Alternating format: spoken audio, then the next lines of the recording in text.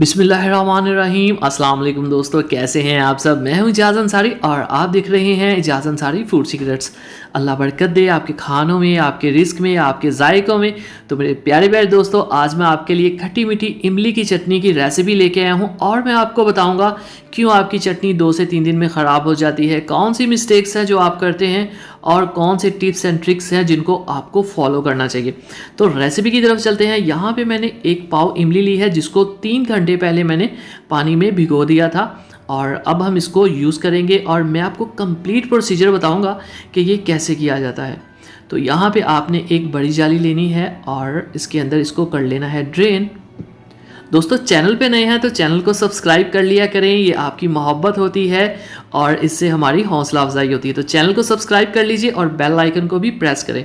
अब यहाँ पे इस इमली को हम इस तरह से चम्मच के साथ करेंगे तो इसकी जो सीड्स हैं वो आराम से निकल आएंगे, क्योंकि ये 3-4 घंटे से पानी में हमने भिगो के रखी थी। अगर आपको ऐसा मुश्किल लगता है तो आप डायरेक्ट बॉल के अंदर हाथ डाल के हाथों से भी ये सीड्स या गुठलियाँ जो हैं ये निकाल सकते हैं, बहुत आसानी से निकल जाती। और ये इसके अंदर एक लकड़ी का ये टुकड़ा सा होता है, इसको आपने ज़रूर रिमूव करना है, ये बहुत बुरा लगता है चटनी के अंदर, ठीक है। तो इन चीज़ों का आपने ख़ास ख्याल रखना है।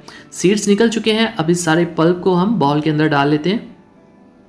कुछ लोग इसको ग्राइंड कर लेते हैं, लेकिन हमने ग्राइंड नहीं करना क्योंकि हमने इसको बनाना है दानेदार। तो बिस्मिल्लाहिर्रहमानिर्रहीम, पल्प को डालेंगे अपनी प्यारी सी कढ़ाई के अंदर और इसमें पानी ऐड कर देंगे जितना पल्प है उससे थोड़ा सा ज़्यादा, क्योंकि हमने इसको कोई 20 से 25 मिनट पकाना है, फिर हमारी जो रिक्वायर्ड इसकी जो लुक है वो आएगी।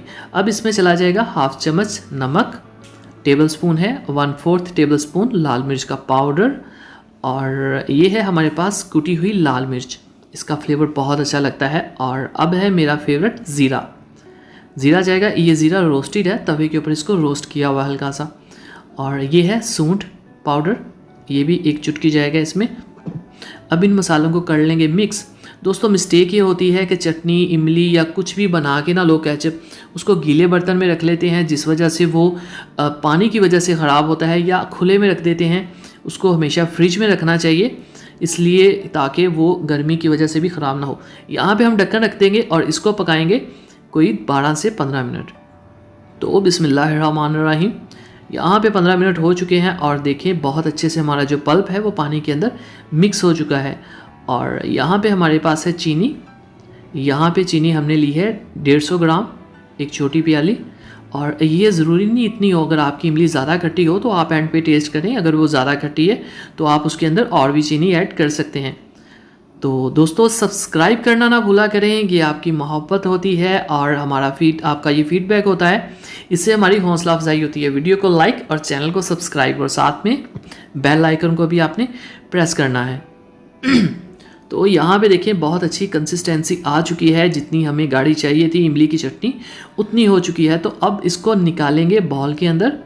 तो बिस्मिल्लाहिर्रहमानिर्रहीम, माशाल्लाह खुशबुएं उड़ रही हैं और क्या ही बात है। इसको जैम के तौर पे यूज़ करें, स्लाइस के ऊपर लगाएं, केचप के तौर पे यूज़ करें, समोसों के साथ खाएं, रोल्स के साथ खाएं। इसके 5 यूजेस हैं कि अगर मैं आपको बताऊं तो घंटा लग जाएगा, इतनी ऑलराउंडर चीज़ है। तो माशाल्लाह अल्हम्दुलिल्लाह, देखें जी, मेरे अल्लाह की शान, मेरे अल्लाह की रहमतें, नेमतें और बरकतें जो उसने हमारे खानों में और हमारे हाथों में दी। दुआओं में याद रखा करें, आपकी दुआएं बहुत कीमती हैं हमारे लिए। कोई सवाल हो कमेंट बॉक्स में ज़रूर करें, इंशाल्लाह मैं पूरी कोशिश करूँगा उसका रिप्लाई करने का। तो इजाज़ को भी इजाज़त दीजिए।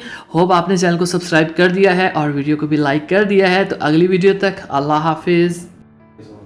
तो दोस्तों, आपके सामने है बहुत ही मज़ेदार रेसिपीज़, क्लिक करिए और देखिए ये कितनी आसान और कितने बेहतर तरीके से मैं आपको बताऊंगा। तो एंजॉय कीजिए इन वीडियो को और मुझे दीजिए इजाज़त।